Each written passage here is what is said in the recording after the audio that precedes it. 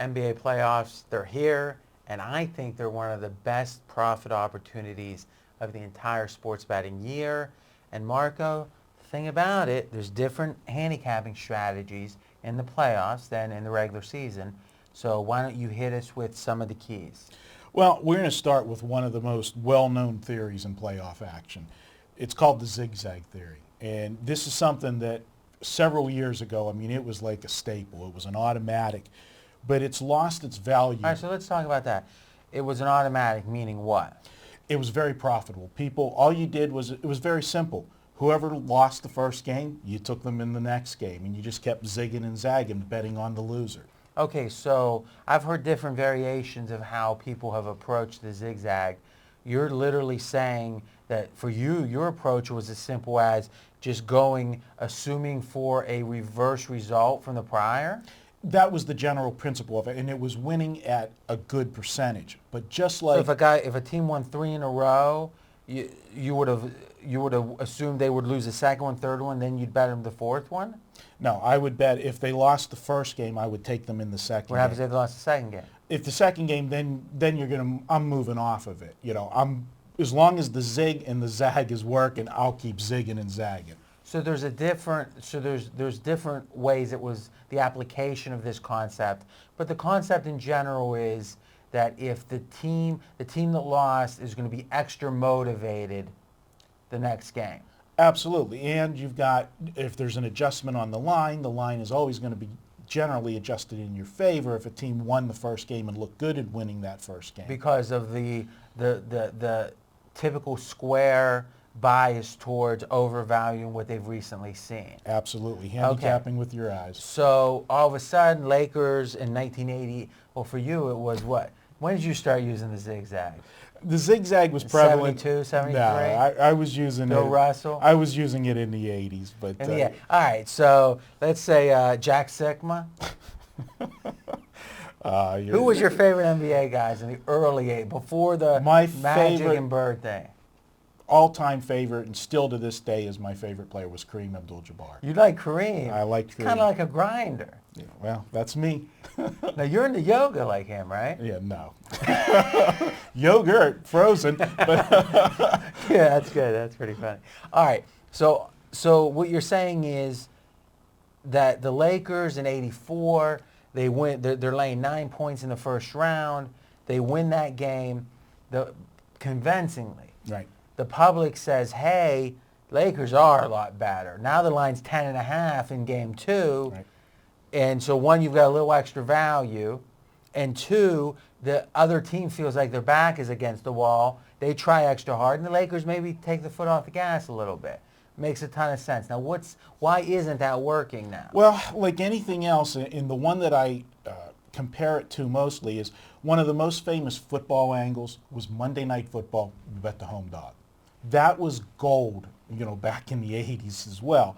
And then, like anything else, Dan Pastorini?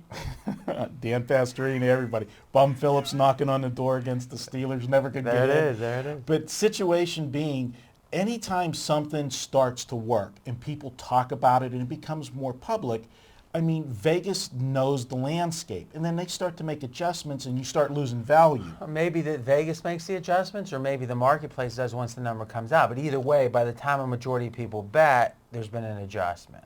I mean, I'll give you an example. Just the other day, me and you were talking, and this year, a few years ago, and I used this for years, NBA totals, the final week of the season, the last couple games, when you had two teams that weren't in the playoffs, they were out, eliminated, nothing to play for. I made gold just betting all those games over. And this year, I couldn't find any value because the minute the lines were coming out, Chris would come out with a line, the totals on those particular games with nobody involved were jumping 5 points. The value, value was lost. Some of them still got there, but I can't play a game that lost 5 points of value. So Vegas does adjust as the market, people find out about theories and more things. Okay, so what you're saying is it became known the way the zigzag was covering at a high rate, and now all of a sudden, instead of the Lakers, in our example, going from 9 to 10.5, the Lakers go from 9 to 8.5, And lo and behold, the difference between 10.5 and 8.5 is the difference between 57% and 50%. Correct.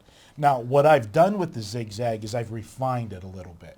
All right. For me, there's a couple angles where I will still zig and zag, and it's where it's a total blowout, where the public looks at that game, before we would take the loser no And matter it feels what. like there's a fundamental change in the assessment or the sentiment of how good these two teams are relatively. Right. If a team got blown out, I will take them in the next game.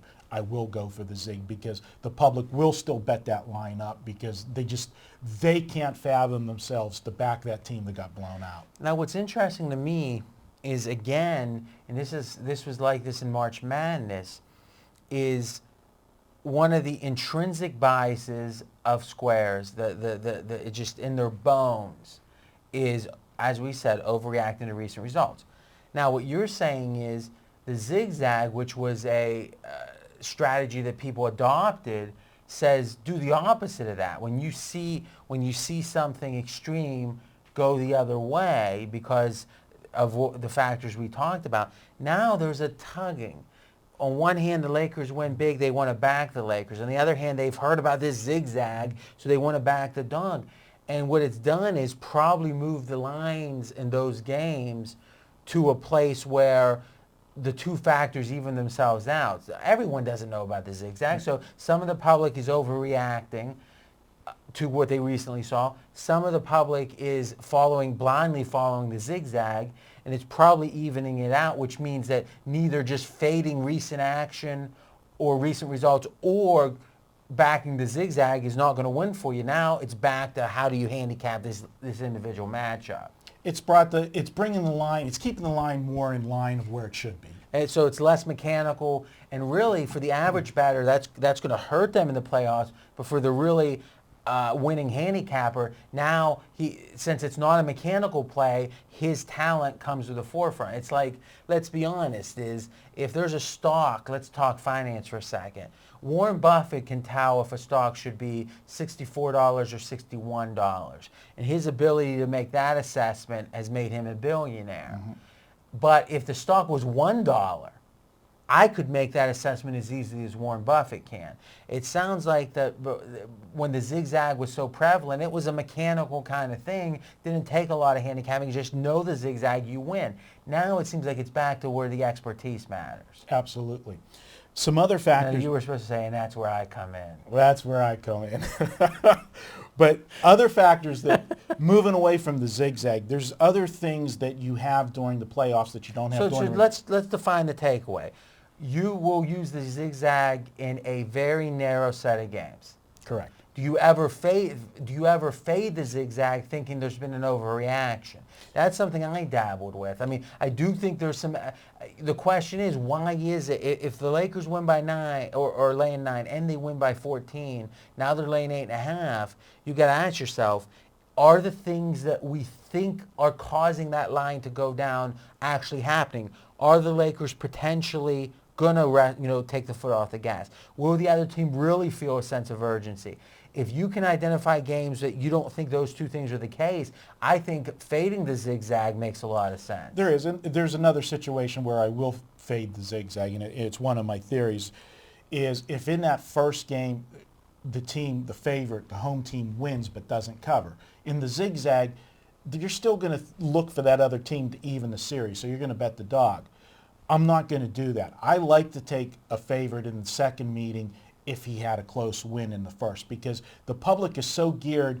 We hear about you got to split on the road. You got to split those first two games on the road. So you just made a good point. The fact that they win but don't cover, let's say, is going to make it where the Lakers or the favorite, and the home favorite in this case, isn't taking the foot off the gas. Exactly. And maybe the other team's thinking, hey, we almost won that game. We're fine in this series. And that's where you're going to get actually value on the home team in that setting. And that's where the nuance is, and that's where my expertise comes in. There we go.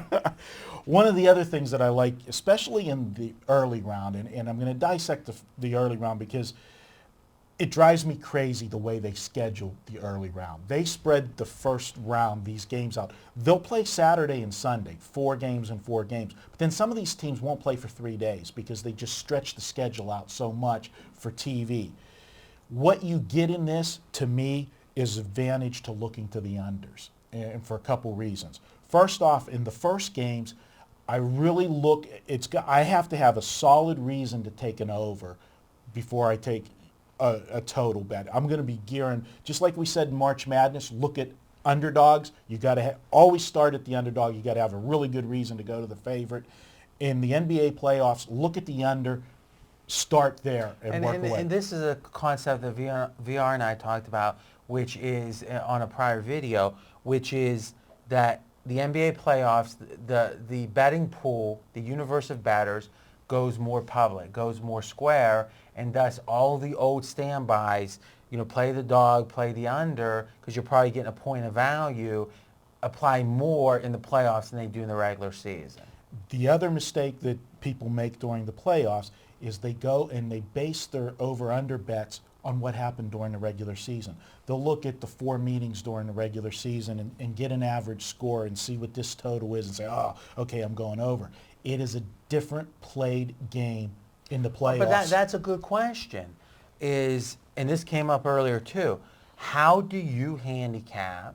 Because you talk about this a lot in college basketball when it's the second meeting, and then in the conference tournaments when it's the third meeting. We know the standard answer, which is if one of the earlier meetings it was deceiving in some way. We're going to know the public is going to look at that and be deceived by it. We're going to want to go the other way. Agreed.